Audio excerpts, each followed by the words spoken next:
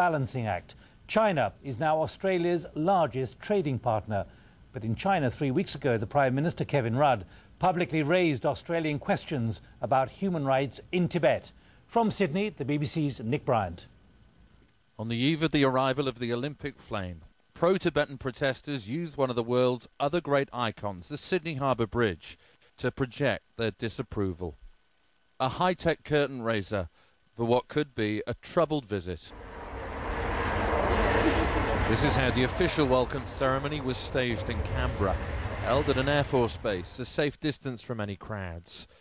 Chinese security officials guarded the torches, but the Australian government has tried to limit their role, insisting they'll travel in a coach rather than run alongside the relay. The Australians are determined to take sole charge of security.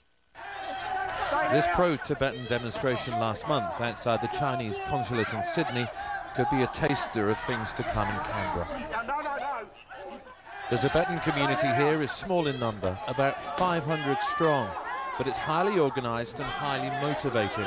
Some 400 plan to mount a protest in the capital.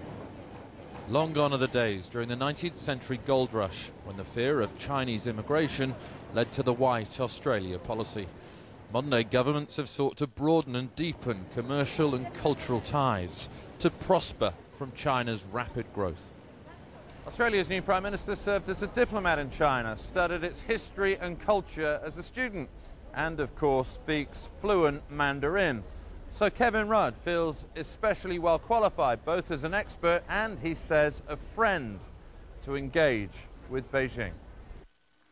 During his speech to students in Beijing early this month, he said there were significant human rights problems in Tibet, the strongest public rebuke ever delivered by an Australian Prime Minister on Chinese soil.